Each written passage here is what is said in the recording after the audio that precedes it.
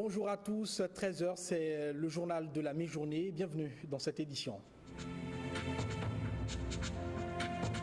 Dans l'actualité ce jeudi, la deuxième session extraordinaire du Parlement accouche d'une nouvelle loi. La loi sur l'embauche, la procédure de recrutement d'employés au Bénin devrait connaître une nette amélioration.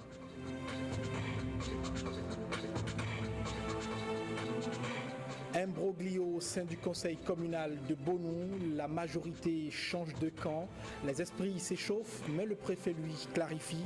Vous l'entendrez dans cette édition.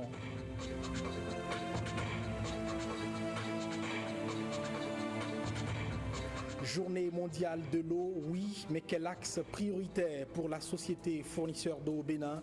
La SONEB appréhende déjà ses défis et dévoile ses ambitions.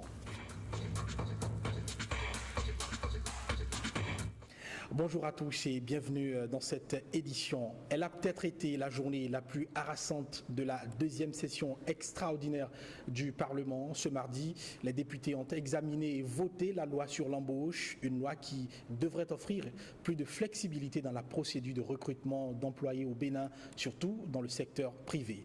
Guillaume Avienon. Les pressions des syndicats de travailleurs de l'administration publique n'y ont rien changé.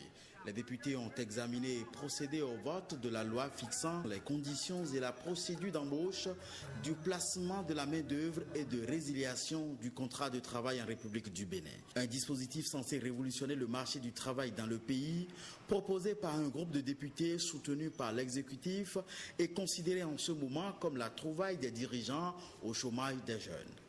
La préoccupation majeure de tout gouvernant et par voie de restriction de tout gouvernement, c'est de rechercher de la manière la plus inlassable possible les solutions pour satisfaire non pas seulement le droit au travail, mais le besoin du travail, d'une jeunesse dynamique, plurielle, compétente, intelligente. Un argument qui a peut-être convaincu les députés. Le texte est adopté à l'unanimité des députés présents ou représentés. Certains y ont vu une modernisation et une actualisation des dispositions réglementaires en matière de travail au Bénin. Cette loi est assez flexible pour l'employeur et devrait donc régler ce problème d'embauche. Le petite remarque que j'ai, c'est l'article 5. On ne peut pas se permettre, disons, de ne pas donner un quota. Puisque les grandes entreprises chez nous, ce sont ces entreprises-là qui peuvent utiliser du travail des agents étrangers. Mais pourquoi ne pas les obliger donc, à ne pas dépasser un certain taux? Le désir de moderniser la législation du travail ne doit pas nous faire perdre de vue la nécessité d'encadrer les relations de travail, avertissent d'autres députés. Lorsque vous utilisez un agent et que le contrat n'est pas à durée indéterminée après deux renouvellements, le risque qu'il court, c'est qu'il ne peut même pas s'organiser pour réclamer ses libertés. Et c'est déjà un acquis pour la population, pour les travailleurs.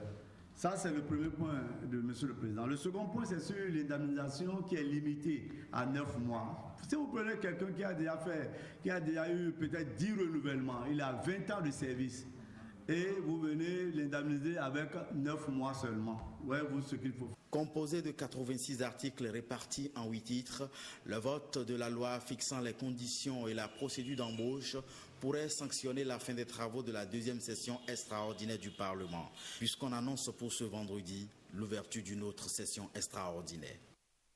Situation confuse à la mairie de Bonou. L'imbroglio est né d'un arrêt de la Cour suprême qui rétablit un élu local FCBE dans ses droits. Du coup, la majorité au sein du conseil communal de Bonou bascule désormais. Et selon l'article 400 du code électoral, les élections des responsables sont à reprendre.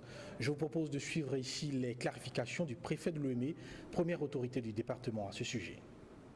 C'est vrai, à Bonou, il a une situation suite à l'arrêt 748 en date du 2 décembre 2016 de la Cour suprême.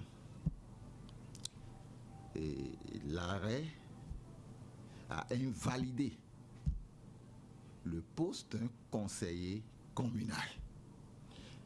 Il se fait ici que ce conseiller communal est en même temps le deuxième adjoint de cette commune. Avec cet arrêt, il a une force qui a aujourd'hui une majorité. Ce qui fait qu'avec cette majorité, l'Alliance FCBE a saisi l'autorité. L'autorité a jugé bon. Étant entendu que cette majorité s'est dégagée, il est quand même normal, selon les tests, notamment les dispositions de l'article 400 du Code électoral, nous devons convoquer le conseil communal, procéder à l'élection du maire, de ses adjoints et également à l'élection des chefs d'arrondissement. Nous avons pris un acte pour convoquer le conseil communal. Il s'est fait que sur le terrain, nous avons eu certaines informations de troubles à l'ordre public. Les élections devant se dérouler hier mardi 21, la situation sur le terrain ne permet plus le déroulement des 10 élections dans le calme, dans la sérénité. Ce qui fait que, sur instruction de la hiérarchie, nous avons procédé au report des 10 élections à une date ultérieure. Rendons-nous au tribunal de première instance de première classe de Cotonou qui tient depuis le début de cette semaine la première session 2017 du tribunal pour l'enfance statuant en matière criminelle. À l'occasion, le président de l'institution Jacques Oussou a tenu mercredi un point de presse pour informer le public sur les spécificités de la justice juvénile en matière criminelle. Nous vous proposons un extrait de sa déclaration.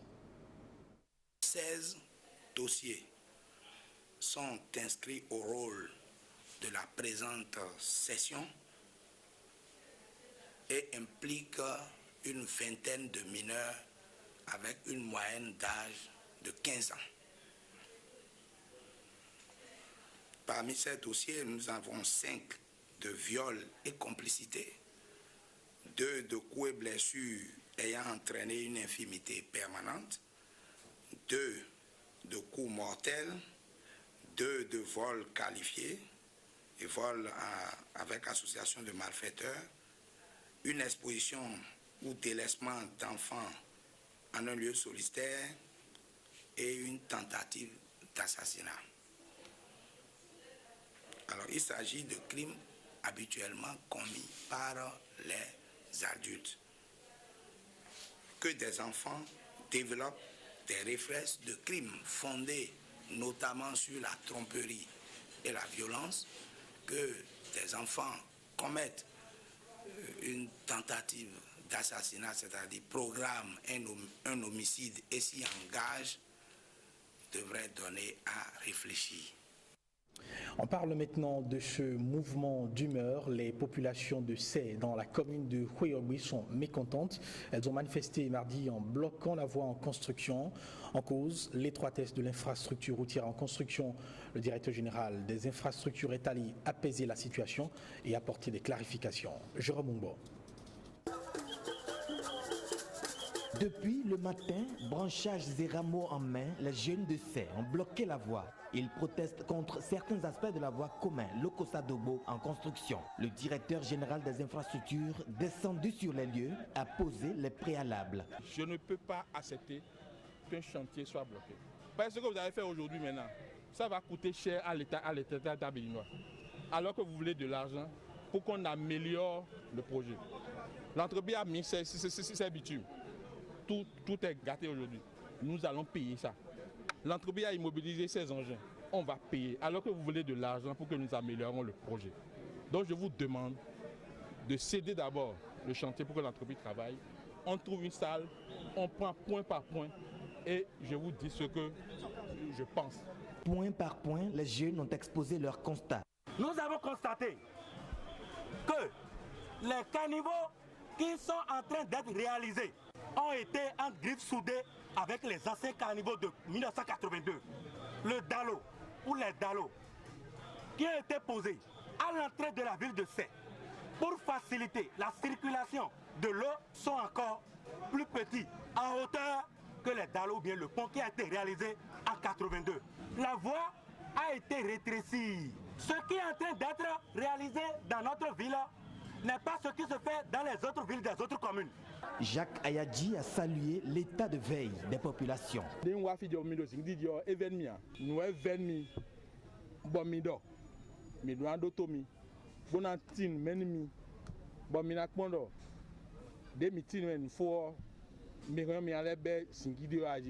Nous sommes heureux de savoir et de constater que vous avez fait diligence par rapport à ce problème-là. Parce que c'est un problème crucial, un problème qui n'intéresse pas que c'est. Ça vous intéresse aussi.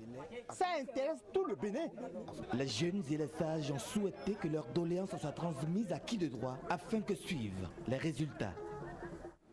Sakété, dans le département du Plateau, a accueilli au plan national les manifestations officielles de la 25e édition de la Journée mondiale de l'eau. À l'occasion, autorités, partenaires techniques et financiers se sont engagés à réduire de moitié le gaspillage d'eau usée domestique au Bénin, et cela d'ici à 2030. Guillaume Avienon, Brice Rumbo. La cour des bureaux de l'arrondissement central de Sakété prise d'assaut pour la célébration de la Journée mondiale de l'eau. L'événement, qui est à sa 25e édition, est célébré cette année au plan international sous le thème « Les eaux usées ». Préoccupé par l'atteinte des objectifs de développement durable, le Bénin voudrait réduire de moitié le gaspillage des eaux usées domestiques d'ici 2030. Une volonté qui se traduit par le choix du sous-thème sous lequel la dite journée est célébrée cette année, la gestion des eaux usées domestiques au Bénin. Notre pays n'échappe guère aux déchets liquides, à ces eaux usées de lavage de vaisselle, de teinture, des liquides anatomiques que nous enregistrons dans nos hôpitaux, toutes choses qui inondent nos rues, nos espaces, nos hôpitaux, véritables vecteurs de toutes sortes de maladies. Dans nos villes, la demande en eau devrait progresser de 50% d'ici 2030. Elle exigera de nous de modifier la façon de collecter et de gérer les eaux usées dans la mesure où la réutilisation de cette ressource pourrait aider à relever d'autres défis en matière de production alimentaire et de développement industriel, par exemple. Plusieurs partenaires techniques et financiers s'engagent à accompagner les autorités du pays à atteindre un taux de couverture en eau potable du Bénin de 100% d'ici 2020, conformément au programme d'action du gouvernement. Et le sous-thème retenu pour la célébration de cette journée mondiale de l'eau édition 2017 au Bénin porte sur la gestion des eaux usées domestiques. En clair, il s'agit de ces liquides issus de l'usage quotidien de l'eau ou encore ceux générés par les unités de production. Quelle gestion fait-on des eaux usées au Bénin? Existe-t-il des dispositifs de collecte, de traitement et surtout de recyclage de ces eaux? Éléments de réponse dans ce sujet. Lorsqu'on parle d'eau usée, on peut globalement parler des eaux que l'on utilise à la maison et qui après se retrouvent donc évacuées comme les eaux de cuisine, les eaux de toilette, les eaux des puisards, les eaux de lessive, etc. Il y a également en termes d'eau usée les eaux sorties des industries. Les eaux de cuisine, tout ça là, ça se reverse sur les voies. Or, s'il y avait des canalisations qui étaient déjà élaborées, communiquées au foyer, on éviterait de voir les eaux usées sur les voies. Le recyclage ne se fait pas pour pouvoir retransformer et pouvoir réutiliser après. L'enfant malade du secteur de l'eau, c'est l'assainissement. Donc l'assainissement est très peu développé. nous sommes dans ce qu'on appelle l'assainissement autonome. Donc nous n'avons pas ce qu'on appelle assainissement collectif. Mais les gens parlent que les eaux usées, on a l'habitude de les garder, refaire. On n'a pas de produits ici pour le faire. Si les autorités ont cherché des moyens pour nous, on va les faire aussi. Si nous prenons par exemple les industries agroalimentaires où la charge est beaucoup plus organique, comparé donc à la charge des eaux usées provenant de nos maisons, l'État a défini en termes de paramètres la DCO qui est la demande chimique en oxygène qui devait être de 125 mg, la DBO5 qui devait être de 25 mg de O2 par litre. L'État a défini les matières en suspension, l'azote et puis les phosphores qui devaient être de 1 mg, 0,5 mg. Je connais le cas d'une usine qui s'est développée dans la zone de Godomé et qui est en cessation d'activité aujourd'hui. Mais vous constaterez que les ménages, les puits des gens dans leur maison autour de la zone de cette usine sont aujourd'hui de temps en temps affectés. Vous allez puiser de l'eau du puits, vous allez sentir ça sent le pétrole, ça sent des produits chimiques. Donc ça, c'est les problèmes liés au fait que l'assainissement des eaux usées n'est pas véritablement présent. On n'a pas un endroit pour recycler ces eaux. Alors que je sais qu'il y a des méthodes pour pouvoir recycler, transformer, mettre des produits. Parce que je sais qu'il y a ces eaux qui sont rassemblées quelque part dans les citernes où ils travaillent dessus et on peut réutiliser ces eaux-là. Journée mondiale de l'eau, défi constant d'accessibilité à cette denrée vitale pour un pays comme le Bénin. La Société nationale des eaux du Bénin, SONEB, dit avoir des ambitions pour assurer ce besoin primordial. À l'occasion de la célébration de la Journée mondiale de l'eau, la SONEB dévoile ses projets. Je vous propose de suivre un extrait des propos de son directeur général. Il est au micro de Rebecca Kenjanwonde et de Mathieu Soukeno. Aujourd'hui, le grand défi, c'est l'eau potable pour tous. L'eau potable pour tous d'ici 2021. La SONEB a déjà identifié 15 projets phares qui doivent permettre à la SONEB de faire ce qu'on appelle de réaliser la desserte à 100%. Ça veut dire que tout Béninois qui se trouvera dans le champ ou le périmètre d'action de la Société nationale des eaux du Bénin en 2021 doit pouvoir disposer d'un branchement et pouvoir profiter des services de la Société nationale des eaux du Bénin.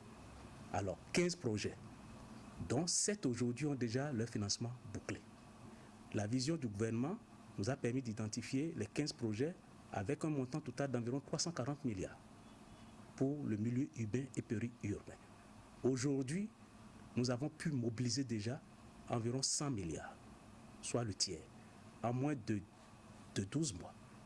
Donc je crois qu'avec l'engouement que nous constatons, d'ici la fin de l'année, nous espérons avoir les 2 tiers des financements qu'il faut pour réaliser cette ambition. Beaucoup de projets sont déjà en cours et ces projets doivent permettre de contribuer à l'atteinte de cet objectif. Je crois que nous sommes sur un chemin qui est encourageant. Nous sommes convaincus que nous serons l'un des rares et premiers pays de la sous-région à pouvoir atteindre cet objectif de l'accès universel à l'eau potable. Mais pendant ce temps, à Savalou, la réalité est tout autre. L'accès à l'eau potable reste une véritable équation à résoudre. Tenez, par exemple, il faut se lever tôt pour espérer trouver quelques litres du liquide précieux, chose pas toujours évidente pour les populations. Parcours du combattant des Savalois à la quête de l'eau potable, c'est un sujet de Abiat Oumarou et Alexis Kenom. S'approvisionner en eau à Savalou en saison sèche relève d'un parcours de combattant. Il est 6h02 du matin, ce jour de mars 2017. Cette dame revient bredouille de sa quête d'eau. Elle n'est d'ailleurs pas seule. Dans le même temps, Casimir, désormais vendeur d'eau, avec 30 bidons de 25 litres dans son tricycle, est venu livrer une cliente. Pour trouver de l'eau, tu es obligé de te réveiller à 4 h du matin. Et voir toutes ces peines, moi, ne pouvant pas me réveiller à 4 h du matin, j'ai négocié avec les vendeurs d'eau. Il y a les conducteurs de tricycle qui nous aident à faire l'approvisionnement d'eau. Donc, ils nous prennent l'eau et le bidon à 100 francs. Le bidon de 25 litres à 100 francs. Tu peux partir à 4 heures et revenir à 13 heures. Parfois même tu vas, on ferme le puits, le propriétaire ferme le puits, dit qu'aujourd'hui que lui ne veut pas vendre l'eau. Cette situation de pénurie d'eau est une source de revenus pour Casimir et ses camarades. Les deux dames vont d'ailleurs devoir négocier avec lui pour avoir aussi un peu d'eau. J'étais un Zémijan. Quand j'ai acheté mon tricycle, je transporte les courses pour les populations. En saison sèche, je vends de l'eau aux femmes. Ici, au commissariat central de la ville, comme partout ailleurs dans l'administration, 2 semaines déjà qu'aucune goutte ne s'est échappée des robinets. Pour les populations, la majorité, qui ne peut s'offrir un bidon de 25 litres à 100 francs, l'accès à l'eau est un chemin de croix. Pour avoir l'eau de ce puits, par exemple, il faut se réveiller très tôt, se munir d'une puisette et de 15 francs CFA et surtout être apte à puiser. Il faut aussi prier pour que le gestionnaire accepte non seulement d'ouvrir le puits, mais aussi de le garder ouvert longtemps. Autour de cette bonne fontaine, c'est surtout de la patience et du courage qu'il faut s'armer. On dépose les bidons à 19h, on s'enregistre et on revient à l'aube. C'est ceux qui n'ont pas eu de l'eau hier qui sont en train d'être servis. Après, ça va être le tour de ceux qui sont arrivés aujourd'hui. La plupart de ceux qui sont venus aujourd'hui devront attendre encore 2 jours. Je n'ai pas encore lavé l'uniforme de mes enfants. Je ne suis pas certaine d'avoir de l'eau aujourd'hui, alors que mes bidons sont là depuis hier. L'eau est rationalisée. Chaque client a droit à seulement 3 bidons par jour. Les autorités locales vivent impuissantes la situation. Le conseil communal a toujours eu le souci de tout faire pour que les populations aient de l'eau. Mais vous savez, la question de l'eau, c'est aussi beaucoup d'argent. Ce n'est pas de l'amusement. Et plusieurs essais de recherche d'eau ont été effectués sans succès. L'eau à Savalou est une denrée très rare. Quand on parle de la difficulté d'accès des populations des collines à l'eau, dans cette localité de Savalou, elle se révèle dans toute son ampleur. Et à Ganvier, dans la commune de Sotianhoué, la situation n'est pas moins réduisante. Les populations, elles, côtoient l'eau au quotidien. Pourtant, c'est la croix et la bannière pour elles pour accéder à l'eau potable. La situation fait le lit ainsi à la propagation de maladies hydriques telles le choléra et le paludisme. Alexis Segbemon et Jérôme Moubo sont allés vivre le temps de leur reportage, le calvaire de ces Béninois. Ganvier, cité lacustre du département de l'Atlantique. Ici, les populations vivent sur l'eau, mais paradoxalement, l'eau potable est une denrée rare. Nous sommes au quartier Sokomen. C'est l'affluence autour de ce puits cartésien. Il est actionné grâce à un groupe électrogène, mais la qualité de l'eau est douteuse.